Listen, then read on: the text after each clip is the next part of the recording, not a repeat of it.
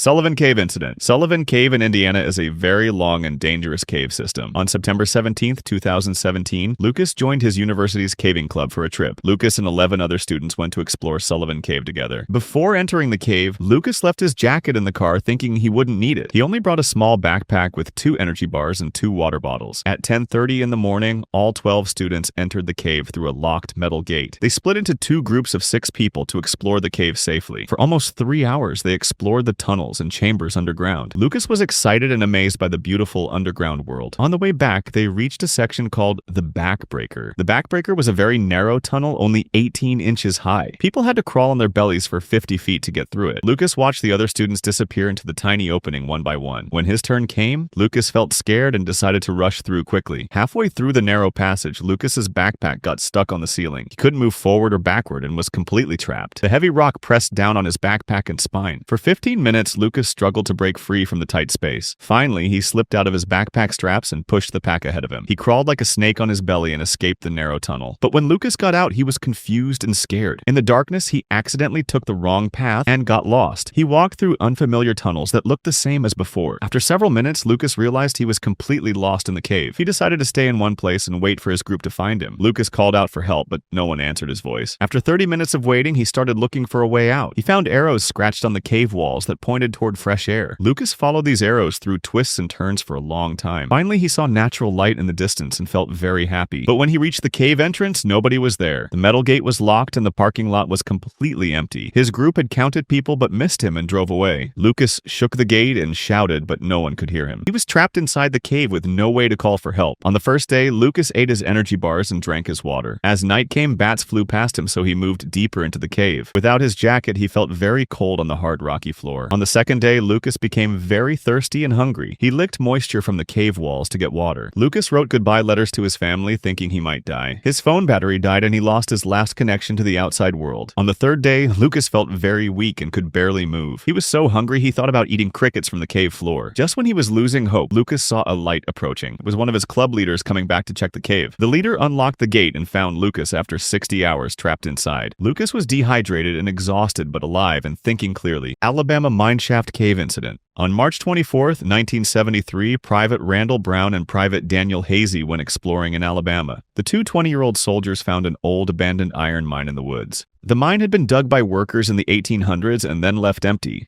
Last weekend, they had only gone 15 meters into the tunnel to look around. This time, they brought military flashlights, rope, and safety equipment. Neither soldier knew how to explore mines safely, but they felt confident. They hiked 40 minutes through thick forest to reach the mine entrance. Cool air flowed out of the dark opening in the hillside. The soldiers checked their flashlights and walked into the darkness. At first, the tunnel looked strong with wooden beams holding up the ceiling. For the first 30 meters, everything seemed safe and well built. But as they went deeper, the wooden supports looked old and rotten. Water stains on the walls showed where flooding had damaged the tunnel. Small piles of dirt showed where parts of the ceiling had fallen before. Randall took the lead as they climbed up a narrower side tunnel. This part of the mine was built much worse than the main entrance. The wooden beams were spaced far apart and many were rotting. The walls were mostly packed dirt with very few stones for support. The ceiling became lower and they had to duck their heads. Despite all the warning signs, both soldiers kept exploring deeper. At about 90 meters from the entrance, disaster struck without warning. First, small rocks and dirt started falling like rain. Then a huge section of ceiling 3 meters long suddenly dropped down. More dirt and rocks cascaded down in a deadly avalanche. The wooden support beams snapped like matchsticks under the weight. Randall was directly under the collapse with no time to escape. The falling earth knocked him to his knees and his flashlight spun away. He raised his hands to protect his head, but it was too late. Tons of dirt and rocks buried him alive up to his chest. The weight pressed down on him, making it impossible to move or breathe.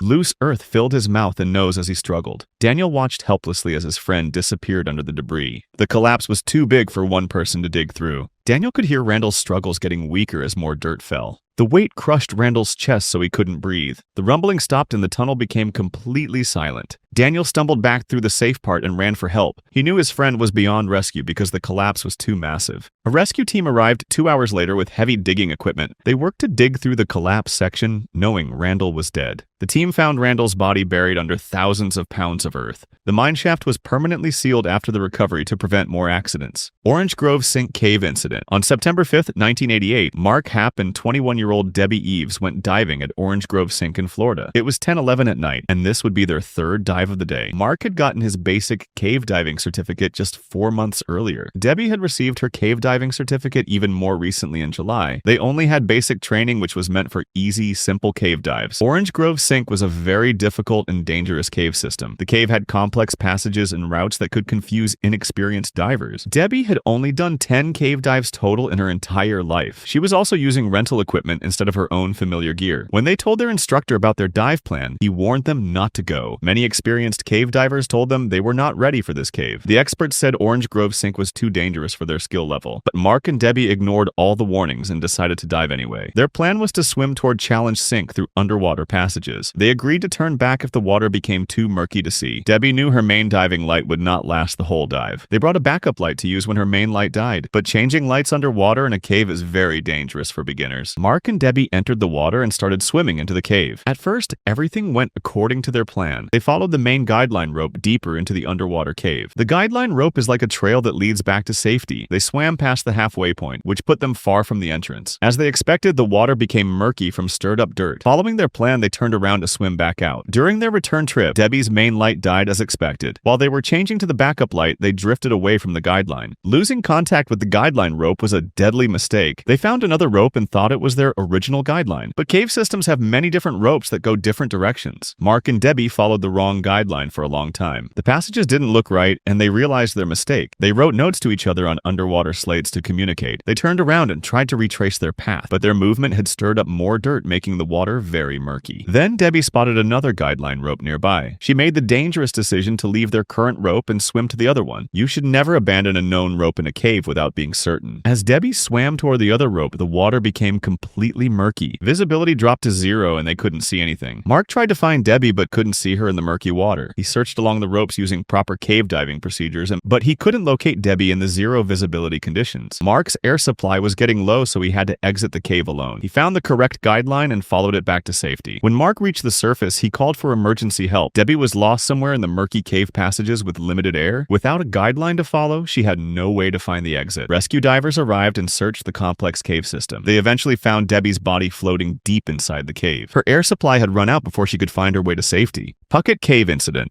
On May 23, 1997, 3 cavers, Elizabeth, Patrick, and James, decided to explore Puckett Cave in Alabama. Both James and Patrick had been in this cave before and felt confident. The entrance was a 70-foot vertical drop into darkness. One by one, they rigged their ropes and descended carefully into the cave. A second drop of 40 feet took them deeper. After hours of moving through chambers and crawlways, they decided to head back. James led the way. As they reached an area scattered with jagged boulders, James's foot suddenly slipped. He lost his balance and fell. James hit a series of sharp rocks that slammed into his back with brutal force. The impact left him dazed and disoriented. James became wedged into a narrow crevice. His legs were squeezed painfully between rock walls. His back pressed against the rough, cold stone. Even the smallest movement sent bolts of pain through his upper body. James tried to shift, but every attempt left him gasping in pain. The impact made a loud crack that sent chills through Elizabeth and Patrick. They rushed toward him, moving quickly but carefully. When they saw James wedged in the narrow crevice, they considered trying to rescue him themselves. But they realized that even the smallest mistake could worsen his injury. They were afraid he might have a spinal fracture. Elizabeth and Patrick knew they had to get help. Patrick left to find assistance while Elizabeth stayed with James. Patrick navigated his way back, climbing up to the cave entrance. He reached the surface and called for rescue at 8:45 p.m. By 11 p.m., the rescue team arrived at the cave entrance. The rescuers made their way through the narrow paths and crawls. They reached James around 1 a.m. By then, James's condition had worsened. His skin was pale, his face was tight with pain, and his body was shivering violently. The rescue team began the slow process of freeing him. Using crowbars and drills, they slowly started widening the crevice. James groaned with every movement. After a long hour, the passage became wide enough to get him out. Once he was finally freed from the crevice, he was able to stretch his legs slightly. The rescuers realized that the numbness was due to being trapped for so long rather than a major back injury. The rescuers wrapped him in blankets and put him on a stretcher. At 6:40 a.m., after hours of work, James emerged from the cave. James was rushed to a nearby hospital where he was treated for hypothermia. Doctors confirmed he had only bruised his tailbone. Cenote Temple of Doom Cave Incident. On August 17, 1997, Eduardo Mendez prepared for a diving trip with 5 tourists in Mexico. The tourists were 3 Americans and 2 Canadians. Eduardo was 28 years old and worked as an open water diving instructor for 3 years. By early afternoon, the group arrived at Cenote Temple of Doom. Temple of Doom was a small, dark hole in the jungle floor about 10 feet across. A wooden ladder went down 16 feet to the water surface. Rebecca Williams was a 34-year-old nurse with her husband Mark. Thomas Chen was a 42-year-old software engineer. His wife Lisa is 30-year-old. Joy Johnson was a 28-year-old teacher. Joy decided to sit out this dive because she was tired. They had single tanks, minimal lighting, and lacked proper cave diving equipment. Eduardo gave a briefing that emphasized the beauty but didn't focus on the risks. One by one, they entered the water. The cenote surface was small and surrounded by limestone walls. Sunlight barely reached into the water, creating a mysterious atmosphere. They checked their equipment and went underwater. At about 33 feet, they passed through a boundary where fresh water meets salt water. Beyond this, the cavern opened into a larger chamber. For 20 minutes, the group explored the cavern zone within sight of natural light. Then, Eduardo made a fateful decision. Rather than staying in the safe area, he led them toward a passage called the Madonna Passage. 2 warning signs marked the boundary between the cavern and the true cave zone. The first sign showed a diver with a red slash through it. The second sign said, "Stop! Prevent your death. Go no further." Eduardo swam past these warnings without stopping. His clients, trusting his judgment, followed. The Madonna Passage narrowed to about 5 feet wide and 6.5 feet high. As they went forward, the light from the entrance vanished. After 10 minutes in the passage, they were about 394 feet from the entrance. Their single tanks were running low due to depth, effort, and anxiety. Thomas Chen was the first to signal a problem with his air supply. Eduardo finally recognized the danger and signaled for the group to turn back. In the narrow passage, turning around with 5 divers created confusion. Their movement disturbed silt from the cave floor. Eduardo headed toward the exit, assuming the group was following. Rebecca and Mark Williams became separated in the sudden darkness. Thomas and Lisa Chen, staying together but equally lost, moved in another direction. When Eduardo reached the cavern zone, he realized only he had emerged from the passage. His tank was approaching empty levels. He surfaced quickly and explained the situation to Joy. Eduardo swapped his nearly empty tank for Joy's full one. Without waiting for help, he went back into the water. About 295 feet in, he found Lisa Chen with her regulator out of her mouth. Thomas's air gauge showed near empty. Eduardo immediately shared his air with Lisa and began guiding them out. Thomas followed them. Upon reaching the cavern zone, Eduardo sent the Chens to the surface. Eduardo immediately returned to search for the Williams couple. 50 feet into the passage, he found Rebecca Williams unconscious with an empty tank. He grabbed her and brought her to the surface. Eduardo continued his search and found Mark Williams. Mark was floating motionless with an empty tank. There was nothing Eduardo could do for him. Emergency services arrived and Rebecca Williams was taken to the hospital. Despite medical care, Rebecca died later that evening from drowning and oxygen loss. Fault Cave Incident. On March 21st, 1996, Randy, Sam, and Eric set out for a day of caving adventure. It was Eric's first ever caving trip. Fault Cave near Denver was known for its dangerous passages. Part of the cave was nicknamed the Crack of Doom, a narrow slot that had trapped many people before. They had little more than torches and basic gear. Randy had done a few caving trips before, but for Eric, this was completely new. They walked through the forest towards the cave entrance. The group squeezed through jagged rocks and narrow passages. As they moved deeper, the tight passages became more confining with every crawl. The cave walls pressed in on all sides, but Eric kept going. Then they reached the Crack of Doom, a narrow slot in the cave. Eric attempted to squeeze through, but his body slipped into a head-down position. With each movement, he became more stuck. All the pressure was coming toward his neck and head.